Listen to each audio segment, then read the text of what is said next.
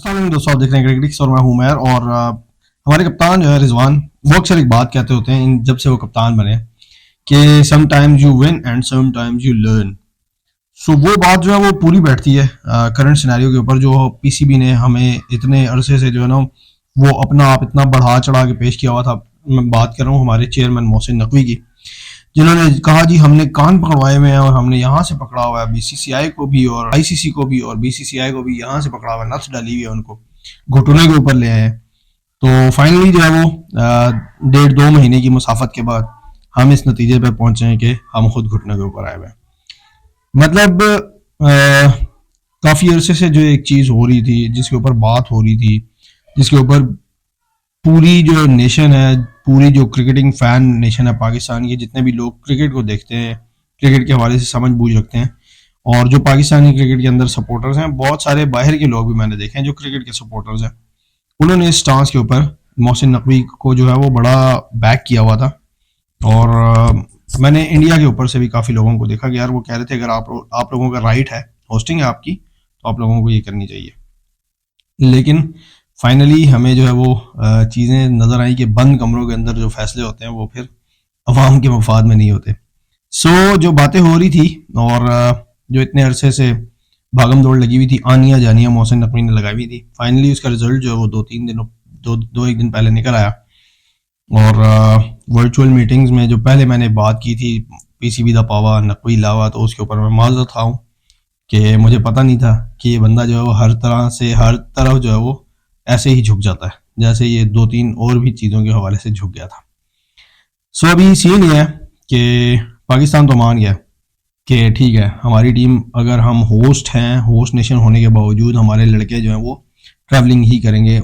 तो ये जो चीज़ हमने 2023 के एशिया कप के अंदर नोटिस की थी, और उस वक्त हमने ये कहा था जी ये तो क्योंकि एशियन क्रिकेट काउंसिल के अंदर आ रही है चीज़, तो ठीक है, अब जब आईसीसी का टूर्नामेंट आएगा ना, हम नथ डाल देंगे भारत को।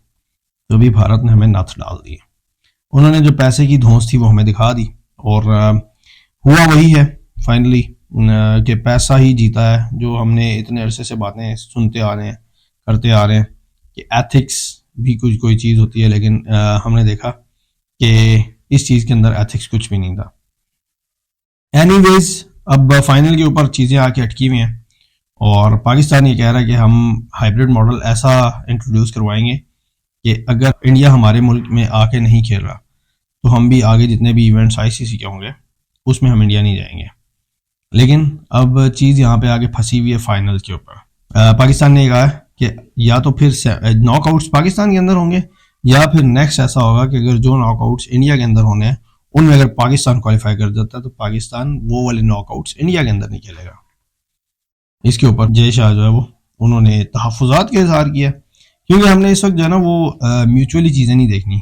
हमने इस वक्त देखना है कि जय शाह या बीसीसीआई क्या सोच रहा है, क्योंकि बहुत पावरफुल बोर्ड है और बहुत ज़्यादा रेवेन्यू बना के देते हैं, और उन्होंने जहाँ जहाँ से क्रिकेट को चाहा बैन करवा दिया। चाहे आप देख लें कि पीएसएल के अंदर जो है वो अब उन्होंने कह दिया कि इंग्लैंड के प्लेयर जो है पीएसएल नहीं खेलेंगे। तो फिर इंग्लैंड ने कहा, ईसीबी ने कहा, इंग्लैंड क्रिकेट बोर्ड ने, ओके जी आपने जैसा कहा हुजूर हम वैसा ही करेंगे। सो ये एक लंबी चीज़ होती जा रही है, और ये बहुत ज़्यादा डर्टी पॉलिटिक्स और पोलिटिसाइज हो रही हैं चीज़ें, और ये दिन ब दिन बढ़ती जाएंगी। ये गंदे लोग हैं, ये जब तक रहेंगे चीज़ें ऐसी ही गंदी रहेंगी। सो गंदी बातें तो होगी, चलें अब कुछ अच्छी बातें कर लेते हैं। और अच्छी बातें यह है कि पाकिस्तान अंडर-19 ने यूएई अंडर-19 को 69 रन से शिकस्त दे दी है अपने दूसरे मैच में जो एशिया कप हो रहा है अंडर-19 का। और उसमें वंस अगेन पाकिस्तान की तरफ से शाहजेब खान ने बैक टू बैक 100s किए हैं। आज उन्होंने एक और ज़बरदस्त 100 कर दिया, और बड़ा 100 किया। लाइक उस दिन उन्होंने 159 किया था, जो पाकिस्तान की तरफ से अंडर-19 क्रिकेट का हाईएस्ट स्कोर है ओडीआई हिस्ट्री का, और आज उन्होंने 132 बना दिया, और 136 बॉलों के अंदर 11 चौके 6 छक्के लगाए, और उस दिन उन्होंने 10 छक्के और 5 चौके लगाए थे। सो चौकों और छक्कों की तादाद दोनों की जो है वो 16-16 हो गई है। बड़ा बेहतरीन बैटर है, इसके ऊपर भी बात करेंगे। फिर मोहम्मद रियाजुल्लाह ने सेंचुरी स्कोर की, 106 उन्होंने स्कोर किया, और 41 उस्मान खान ने बनाया, और पाकिस्तान ने 314 रन बनाए थे 50 ओवरों में। और यूएई की तरफ से 2 विकेटें ली नूरुल्लाह अयूबी ने, और उद्दिश सूरी ने 1 खिलाड़ी आउट किया। उसके अलावा इन्होंने कुछ 7-8 बॉलर आजमाए, किसी को भी विकेट नहीं मिली। यूएई की बैटिंग जो 50 ओवरों में 245 तक महदूद रही और 8 विकेट उनकी गिर चुकी थी। हाईएस्ट स्कोरर थे ईथन डिसूजा जिन्होंने 84 रन बनाए और मोहम्मद रेयान ने 50 स्कोर किए। और पाकिस्तान की तरफ से विकेट्स के कॉलम में अगर हम देखें तो अब्दुल सुबहान ने 6 खिलाड़ी आउट किए और मोहम्मद अहमद ने 2 विकेट ली। अब मैं देख रहा था ये जो बैटर है शाहजेब खान को मैं बैटिंग करते हुए देख रहा था तो मुझे अचानक से ना वो याद आ गया सलमान बट और नासिर जमशेद। मतलब दोनों ऐसे प्लेयर थे जो इसका जो स्टांस है जब हिट करने के लिए ना बैकलिफ्ट उठाता है तो बिल्कुल नासिर जमशेद की तरह इसकी झलक नजर आती है। आप लोगों ने जिन लोगों ने देखा होगा तो वो मेरी इस बात से एग्री करेंगे। नासिर जमशेद ने भारत को बहुत मारा है। इंडिया के अगेंस्ट हमारे जितने भी मैचेस हुए, म्यूचुअल सीरीज हुई हैं, जो सॉरी बायलैटरल सीरीज हुई हैं, उसके अंदर इंडिया के अगेंस्ट सेंचुरीज थी या नासिर जमशेद बनाता था या सलमान बट बनाता था और दोनों आउट ही नहीं होते थे। खैर नासिर जमशेद एक अच्छा प्लेयर था जो कट्स पुल्स निकल के मारना, बड़ा एग्रेसिव प्लेयर था। उसने अपनी क्रिकेट को खुद खराब किया, मैं उस डिटेल में नहीं जाना चाहता, लेकिन ये बैटर एक है। अभी इट्स टू अर्ली टू से द लीस्ट, बट यही है कि एक अच्छी फाइंड है पाकिस्तान के लिए। पाकिस्तान क्रिकेट को चाहिए कि इसके ऊपर काम करें। बाकी चैंपियंस ट्रॉफी की जो पसूड़ी है वो इतनी जल्दी हल होती मुझे नज़र नहीं आ रही। बातें हो रही हैं कि अगले 2 दिन के अंदर जो है वो स्केड्यूल अनाउंस हो जाएगा।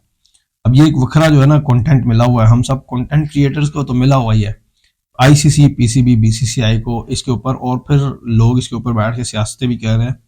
ब्रॉडकास्टर्स को चाहिए, बोर्ड्स को चाहिए, जो भी इसमें कुछ अगर अक्ल या दिमाग रखने वाले लोग हैं उन लोगों को चाहिए कि चीज़ों को जल्दी जल्दी से सॉर्ट आउट करें, तो मजीद प्रोलॉन्ग ना करें। जो भी करना है एक दफ़ा कर दें, इसका मकू ठप दें, वरना ये गन तो हो गया, अब इससे ज़्यादा और मजीद इसको क्या गंदा करेंगे।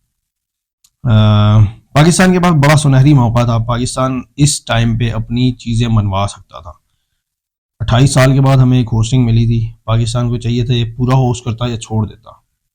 लाइक वो कहता ना कि पंजाबी का एक शेर मुझे याद आ गया कि चंगा हो गया तू सानू छड़ के टुर गया, और लोगों के मर भी तो जाते हैं।